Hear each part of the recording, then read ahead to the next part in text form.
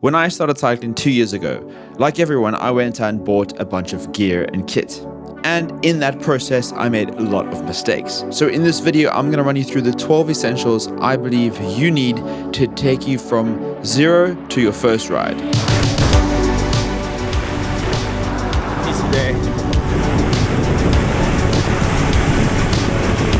And help prevent you from making mistakes like this and this, as well as noting which pieces you should start expensive with and invest for the long run, or which ones you can start out cheap and upgrade later. And all of these you are able to take with you on your first bike ride.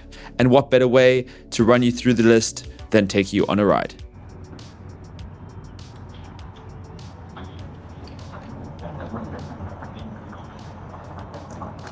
So, the first essential is not really an essential, it's obviously a need, and that is a bike, right? And a bike is a tricky one because there's not necessarily a right bike for everyone. There are cheaper bikes, but bikes are usually bought on feel. So what one person says is not really going to translate to what you might think is the right bike. Wherever you live, I think there are and there will be affordable bikes. And it doesn't really matter about the bike at the end of the day. I know social media can make it look like it does, but what matters is that you get out there and whatever bike does that is the right bike for you. Now with the bike, there's no real should you start expensive or buy cheap because it heavily depends on budget. But what I did is I started out secondhand and cheap-ish so I could eventually get and fall in love with cycling and then upgrade it at a later point. So I'd say start as cheap as you can and upgrade later. And then once you purchase that bike, you're probably going to realize they don't come with pedals. I know it might sound a bit crazy, but if you're new to cycling, when you buy a bike, specifically brand new online, they don't come with pedals. Then you need to make a decision. What kind of pedals am I going to run with? I run with Look Keo pedals. They are clipless pedals, even though they clip. I don't know who decided that they're going to call clip pedals clipless pedals. I would suggest you go with flats. If you're getting into cycling for the first time, don't overcomplicate it. Just get flats. Get out there on the bike and enjoy the bike first before you go and you get clips. So I would say start cheap and upgrade later. The next essential is a very, very important one, and that is a helmet. And a helmet is a bit complicated because there is, again, no right helmet for everyone. There's this technology called MIPS, and it's cheaper than it ever has been. Basically is an additional layer of rotational protection in a helmet. I would say go for the cheapest helmet you can afford that has MIPS in it. That usually means you have to spend a little bit, but trust me, you rather want to spend on this bad boy than hit the pavement and have a cheap helmet protecting your head, right? And then that brings me to bib shorts, right? So bib shorts are these guys. They basically have padding inside and also a strap that goes around the shoulder. And they're an absolute necessity if you want to do a long ride. Because you've now got the bike, you've got the pedals and you've got the helmet. And you've probably been out on the bike and you're like, great, now I want to go out on the bike for a little longer, right? And your saddle is probably going to hurt you quite a bit. So what I would suggest with bib shorts is you should probably spend more than you think on these. So I would start out expensive rather than start out cheap and invest for the long term, purely because the more money you spend, usually the better bibs you're going to get. And the better bibs you're going to get usually means the more comfortable. And that's going to equal longer rides. You're going to be enjoying the bike more. So there are loads of brands. Decathlon again, Chiovita in South Africa also have a really, really good variety. This brand is Derive Apparel.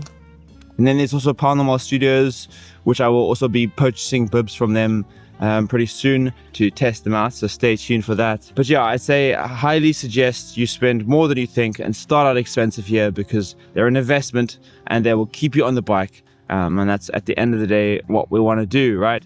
And on the topic of kits, you've got bib shorts and now you want to get a top or a jersey, and this again I would also suggest you spend a little more on.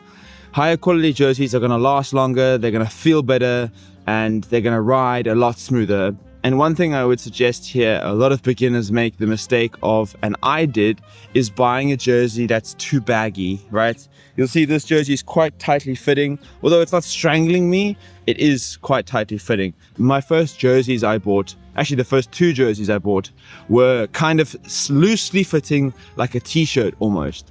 And at the end of the day, they just flapped in the wind and I got rid of them pretty soon. And I would start out a little more expensive than cheap.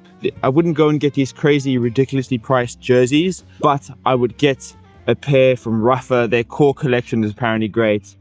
Shoe Vita, again, this brand is a local South African brand, and Decathlon again have really, really good options for affordable jerseys that are gonna fit well and last a long time. So the next one is kind of 2 in 1. And that is bottles and bottle cages. And there are so many different types of bottles.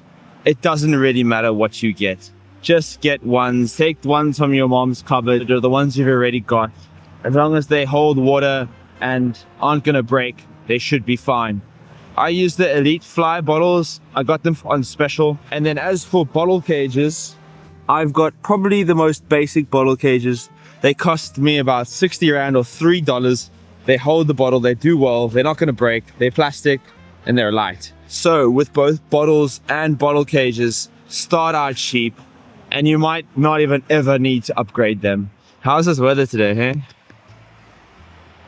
Look at that.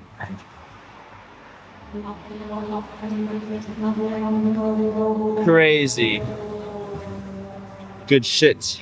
All right, so you're now kitted out, you got water, you got supplies. You are now gonna need a pair of sunglasses. So there are a couple different ways you can approach glasses. You can go for the really cheap options, which will work, but they're probably not ideal from a safety aspect.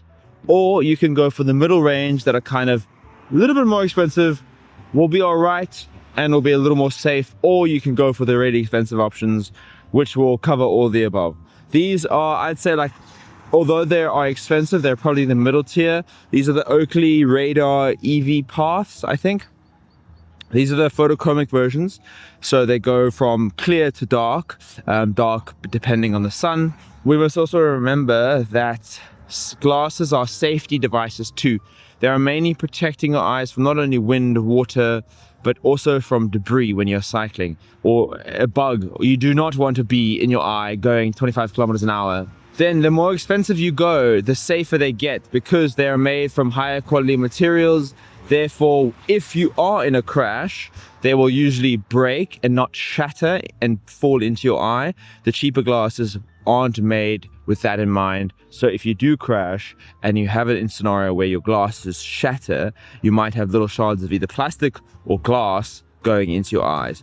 And obviously that's not ideal. And then after you've bought your glasses, and if you're new to cycling, apparently this is more ideal way to wear it because A, it kind of looks cooler, but also B, it also will come off in the case of you crashing. As if it was underneath your straps like that, they can't really come off easily. So yeah, wear it over the straps. So these, I would say, start out more expensive and invest for the long run.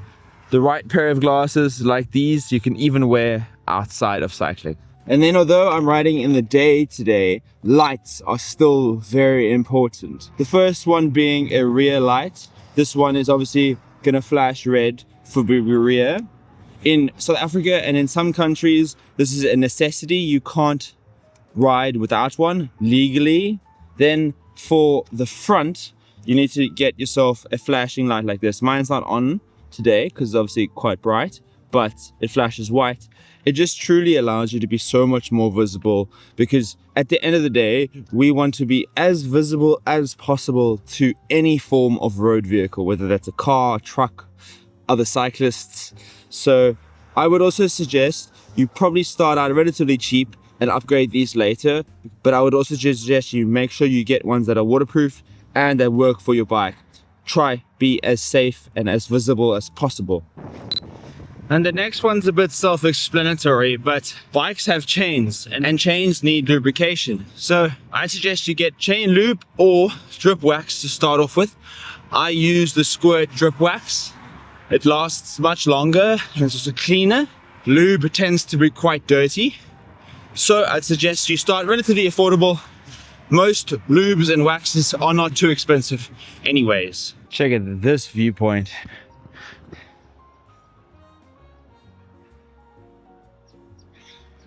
Just stopped here on my middle of my climb to give you the next essential, and that is a saddlebag. And it's crucial if you want to do long rides either with a group or solo. I've got the Aero saddlebag. It's a very small little saddlebag and it connects to the bottom of my saddle rails and basically carries everything I needed to carry, because trust me, you don't want to be the guy on the group ride that doesn't bring what he needs to bring. And for you to bring everything you need somewhere to put it. So saddlebags are crucial in my opinion. I know a lot of cyclists don't like the look of them, but hey, if you get a small one, you really doesn't notice too much. I would say start out cheap and upgrade later. So you've got your saddlebag and now you want to fill it. And you're going to need to fill it with a couple important things. And this rounds off the essentials list. So inside the saddlebag, you are definitely going to need a pump. This is an electric pump. You can also get a hand pump that you're going to attach to your frame. I would suggest you go with the hand pump.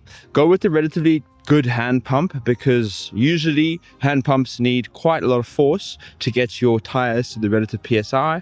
But I know many brands like Decathlon, Leisine, they all make really good hand pumps that you can attach to your frame or put inside your saddlebag.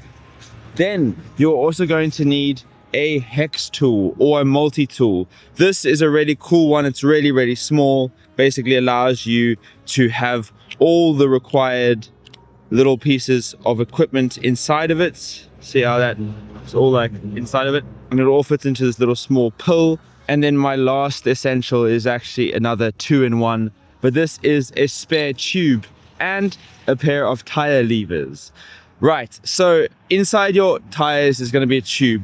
And if something happens and you need to replace your inner tube while out on a ride, you cannot get the tire off the wheel. So I'd suggest you go for really cheap tire levers, plenty of them available. Just go to the bike store, they'll be able to give you a pair for a relatively affordable price. Then in terms of inner tubes, I've gone with the TPU inner tube, which as you can see is very small, and that allows you to keep a really nice compact replaceable tube inside your saddlebag, and you just have that aspect of safety that you know, cool, if something happens, I can get home. And as you can see here, everything kind of fits. All of this fits into this bag, and this bag goes on the frame, and just like that, you are ready to ride.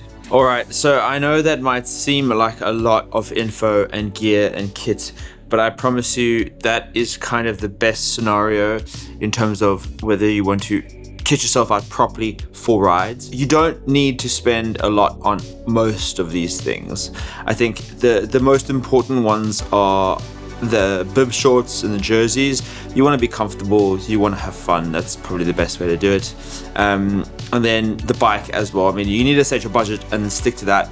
Whatever that is, I'd say potentially go secondhand. You'd be able to get a decent priced bike for secondhand with decent specs. That's what I did. I bought that old Orbea in 2023, and it served me right up until December of last year, which is 2025. So I think that is everything. Let me know if you have any essentials that I've missed. Put them in the comments below. And that is it for today's video. I hope you enjoyed it, and I'll see you in the next one.